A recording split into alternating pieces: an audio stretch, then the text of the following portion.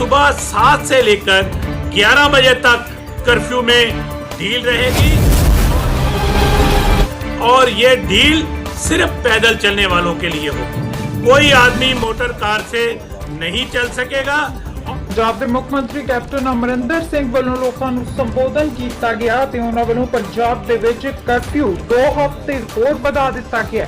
ਉਹਨਾਂ ਨੇ ਕਿਹਾ ਕਿ ਕੋਰੋਨਾ ਵਾਇਰਸ ਦੇ ਪ੍ਰਭਾਵ ਨੂੰ ਰੋਕਣ ਦੇ ਲਈ ਕਰਫਿਊ ਨੂੰ ਵਧਾਉਣਾ ਹੀ ਠੀਕ ਰਹੇਗਾ। ਇਸ ਦੇ ਨਾਲ ਹੀ ਉਹਨਾਂ ਨੇ ਲੋਕਾਂ ਦੀ ਸ਼ਲਾਘਾ ਕੀਤੀ ਜੋ ਕਰਫਿਊ ਦੌਰਾਨ ਪ੍ਰਸ਼ਾਸਨ ਦਾ ਸਹਿਯੋਗ ਦੇ ਰਹੇ ਨੇ। ਉਹਨਾਂ ਨੇ ਕਿਹਾ ਕਿ ਕਰਫਿਊ ਦੌਰਾਨ ਸਵੇਰੇ 7 ਵਜੇ ਤੋਂ ਲੈ ਕੇ 11 ਵਜੇ ਤੱਕ ਢਿੱਲ ਹੋਵੇਗੀ। ਇਸ ਦੇ ਨਾਲ ਹੀ ਕੁਝ ਜ਼ਿਲ੍ਹਿਆਂ ਦੇ ਵਿੱਚ ਵੀ ਕੁਝ ਦਿਨਾਂ ਤੱਕ ਢਿੱਲ ਦਿੱਤੀ ਜਾਵੇਗੀ। ਉਹਨਾਂ ਨੇ ਕਿਹਾ ਕਿ 2 ਹਫ਼ਤੇ ਬਾਅਦ ਹੀ ਕਰਫਿਊ ਦੇ ਭਵਿੱਖ ਬਾਰੇ ਸਰਕਾਰ ਅਗਲੀ ਜਾਣਕਾਰੀ ਦੇਵੇਗੀ। ਇਸ ਦੇ ਨਾਲ ਹੀ ਉਹਨਾਂ ਨੇ ਕਿਹਾ ਕਿ ਪੰਜਾਬ ਦੇ ਵਿੱਚ ਬਾਹਰਲੇ ਸੂਬਿਆਂ ਤੋਂ ਕਿਸੇ ਨੂੰ ਵੀ ਆਉਣ ਨਹੀਂ ਦਿੱਤਾ ਜਾਵੇਗਾ। ਸੋ ਇਸ ਦੇ ਨਾਲ ਕੈਪਟਨ ਅਮਰਿੰਦਰ ਸਿੰਘ ਵੱਲੋਂ ਇਹ ਸਾਫ਼ ਕੀਤਾ ਗਿਆ ਹੈ ਕਿ ਪੰਜਾਬ ਦੇ ਵਿੱਚ 2 ਹਫ਼ਤੇ ਹੋਰ ਕਰਫਿਊ ਜਾਰੀ। ਉਹਦੇ ਆਪਾਂ ਜਿਹੜਾ ਲੋਕਡਾਊਨ ਔਰ ਕਰਫਿਊ ਕੀਤਾ ਸੀ ਪੰਜਾਬ ਦੇ ਵਿੱਚ ਉਹਦੀ 38ਵਾਂ ਦਿਨ ਹੋ ਗਿਆ। ਮੈਂ ਤੁਹਾਨੂੰ ਸਾਰਿਆਂ ਨੂੰ ਇੱਕ ਵਾਰ ਕਿਹਾ ਸੀ ਕਿ ਮੈਂ ਸਮਝਦਾ ਹਾਂ ਕਿ ਥੋੜ੍ਹੀ ਤਕਲੀਫ ਕੀ ਹੈ। ਘਰਾਂ 'ਚ ਬੈਠਣਾ ਬੜਾ ਔਖਾ ਹੁੰਦਾ ਹੈ। ਲੋਕ ਆਪਣੇ ਘਰਾਂ 'ਚ ਬਹਿ ਕੇ ਕਿਸੇ ਛੋਟੇ ਜਿਹੇ ਕਮਰੇ 'ਚ ਸਾਰੇ 1 ਦਿਨ 2 ਦਿਨ 3 ਦਿਨ ਤਾਂ ਠੀਕ ਹੈ, ਪਰ 38 ਦਿਨ ਕਰਨਾ ਬਹੁਤ ਵੱਡੀ ਕੁਰਬਾਨੀ ਤੁਹਾਡੀ ਰਹੀ ਹੈ। ਲੇਕਿਨ ਇਹ ਕੁਰਬਾਨੀ ਤੁਸੀਂ ਕੀਤੀ ਹੈ ਆਪਣੇ ਪੰਜਾਬ ਲਈ, ਆਪਣੇ ਨਾਲ ਦੇ ਸਾਥੀਆਂ ਲਈ, ਆਪਣੇ ਰਿਸ਼ਤੇਦਾਰ ਜਿਹੜੇ ਪੰਜਾਬ 'ਚ ਵਸਦੇ ਨੇ। ਇਹਦੀ ਲੋੜ ਸੀ। ਤੁਸੀਂ ਦੁਨੀਆ ਸਾਰਾ ਦੇਖੋ ਜਿਹੜਾ ਕੁਝ ਹੋ ਰਿਹਾ ਹੈ। ਅਮਰੀਕਾ ਤੁਸੀਂ ਹੁਣ ਅੱਜ ਦੇਖਦੇ ਹੋ 50,000 ਬੰਦੇ ਮਰ ਗਏ ਨੇ ਇਸ ਬਿਮਾਰੀ ਨਾਲ ਔਰ 10 ਲੱਖ ਦੇ ਕਰੀਬ ਉਹਨਾਂ ਨੂੰ ਕਰੋਨਾ ਹੋਇਆ ਹੋਇਆ ਹੈ। ਅਤੇ ਇਹ ਸਾਰੇ ਕਿਤੇ ਦੁਨੀਆ 'ਚ ਚੱਲ ਰਿਹਾ। UK ਦੇ ਵਿੱਚ ਪ੍ਰਾਈਮ ਮਿਨਿਸਟਰ ਵੀ ਉਹਨਾਂ ਦੇ ਹੁਣ ਕਰੋਨਾ ਤੋਂ ਉੱਠੇ ਨੇ।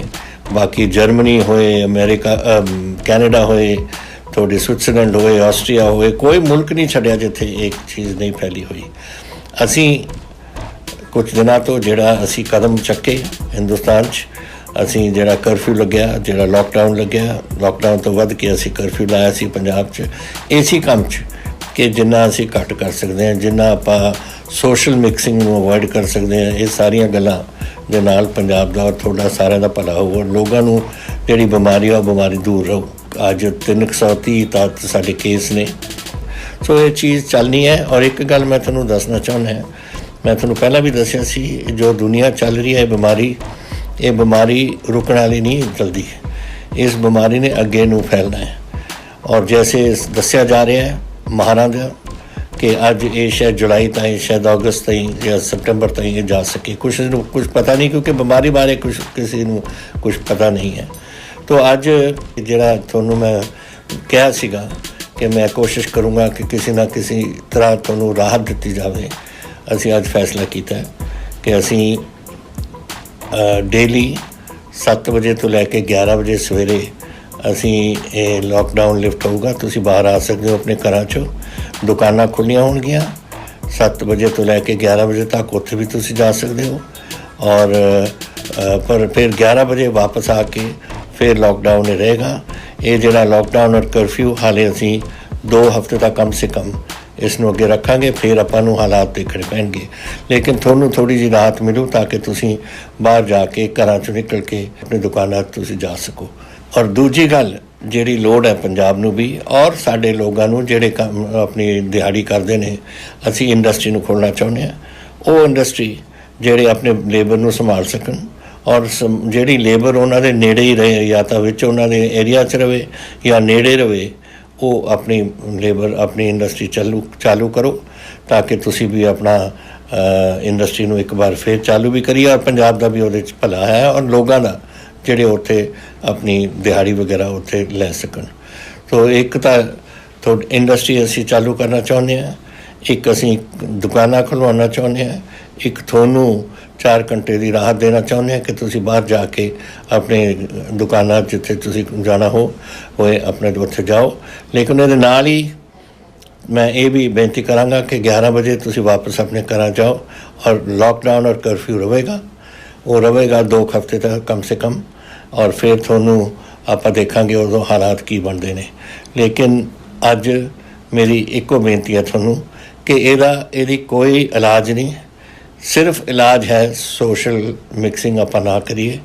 ਤਾਂ ਅੱਜ ਵੀ ਜਦ ਤੁਸੀਂ ਬਾਹਰ ਜਾਓਗੇ ਪਲੀਜ਼ ਆਪਣਾ ਡਿਸਟੈਂਸ ਮੇਨਟੇਨ ਕਰੋ। ਉਹ ਜਿਹੜਾ 2 ਮੀਟਰ ਦੂਰ ਰਹਿਣਾ ਚਾਹੀਦਾ ਹੈ। ਆਪਣੇ ਮਾਸਕ ਪਾਓ ਔਰ ਅੰਦਰ ਜਦ ਤੁਸੀਂ ਘਰਾਂ ਚਾਹੁੰਦੇ ਹੋ ਆ ਕੇ ਤੁਸੀਂ ਉੱਥੇ ਵੀ ਆਪਣੇ ਆਪ ਹੀ ਆਪਣੀ ਫੈਮਿਲੀ ਦੇ ਨਾਲ ਹੀ ਤੁਸੀਂ ਉੱਥੇ ਰਹੋ। ਐ ਨਹੀਂ ਕਿ ਦੋਸਤਾਂ ਨੂੰ ਆਪਾਂ ਬੁਲਾ ਲਓ ਜਾਂ ਕੁਛ ਕਰੋ, ਉਹਦੇ ਨਾਲ ਇਹ ਗੱਲ ਫਿਰ ਗੜਬੜ ਹੋ ਸਕਦੀ ਹੈ। ਔਰ ਮੇਰੀ ਕੋਸ਼ਿਸ਼ ਹੋਏਗੀ ਅਗਰ 2 ਹਫ਼ਤਿਆਂ ਤੱਕ ਤੁਸੀਂ ਇੱਥੇ ਆਪਣਾ ਕਰੋਨਾ ਕੁਝ ਕੰਟਰੋਲ ਦੇ ਵਿੱਚ ਰਵੇ ਫਿਰ ਆਪਾਂ ਕੁਝ ਹੋ ਸਕਦੇ ਹਾਂ, ਹੋਰ ਕੁਝ ਕਰਨ ਦਾ ਆਪਾਂ ਸੋਚ ਸਕਦੇ ਹਾਂ। ਜੈਸੇ ਆਪ ਨੂੰ ਪਤਾ ਹੈ ਆਪਣੇ ਕਈ ਪੰਜਾਬੀ ਬਾਹਰ ਆਪਣੇ ਵਸੇ ਹੋਏ ਨੇ। ਕੋਈ ਹਜ਼ੂਰ ਸਾਹਿਬ ਵਿੱਚ ਹੈ, ਕੋਈ ਅਜਮੇਰ ਵਿੱਚ ਨੇ, ਕੋਈ ਕੋਟਾ ਦੇ ਵਿੱਚ ਨੇ, ਕੋਈ ਕਿਤੇ ਨੇ ਪਹਾੜਾਂ ਦੇ ਵਿੱਚ ਨੇ, ਕੋਈ ਯੂਪੀ ਤੋਂ ਆਉਣਾ ਚਾਹੁੰਦਾ ਹੈ, ਕੋਈ ਹਰਿਆਣੇ ਦੇ ਵਿੱਚ ਵਸੇ ਹੋਏ ਨੇ। ਅਤੇ ਸਾਡੀ ਡਿਊਟੀ ਹੈ ਉਹਨਾਂ ਨੂੰ ਕਿ ਅਗਰ ਆਉਣਾ ਚਾਹੁੰਦੇ ਨੇ ਆਪਣੇ ਘਰ ਅਸੀਂ ਉਹਨਾਂ ਦੀ ਮਦਦ ਕਰਾਂਗੇ ਉਹਦੇ ਘਰ ਆਉਣ 'ਚ।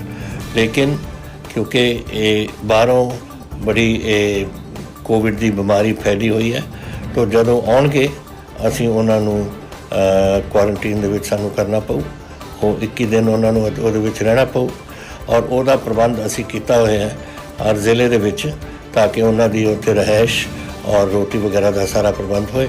ਲੇਕਿਨ ਇਹ ਜ਼ਰੂਰੀ ਹੈ, ਇਹ ਜ਼ਰੂਰੀ ਇਸ ਲਈ ਹੈ ਕਿ ਅਗਰ ਐਸੇ ਕੋਈ ਬਿਮਾਰੀ ਲੈ ਕੇ ਕੋਈ ਉਰੇ ਆ ਜਾਏ। ਜੈਸੇ ਸ਼ੁਰੂਆਤ ਕਿੱਥੋਂ ਹੋਈ ਸੀ?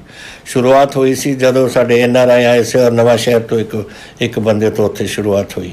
ਜਾਂ ਨਿਜ਼ਾਮੂਦੀਨ ਦੇ ਵਿੱਚ ਉਹ ਜਿਹੜਾ ਫੰਕਸ਼ਨ ਹੋਇਆ ਸੀ ਉੱਥੋਂ ਆ ਕੇ ਮਾਨਸਾ ਔਰ ਸੰਗਰੂਰ ਦੇ ਵਿੱਚ ਉੱਥੋਂ ਫੈਲਿਆ। ਅਤੇ ਅਸੀਂ ਬਾਹਰਲੀ ਹੁਣ ਕੰਟਰੋਲ ਉਰੇ ਕਰ ਰਹੇ ਹਾਂ ਅਸੀਂ ਚੰਗੀ ਤਰ੍ਹਾਂ।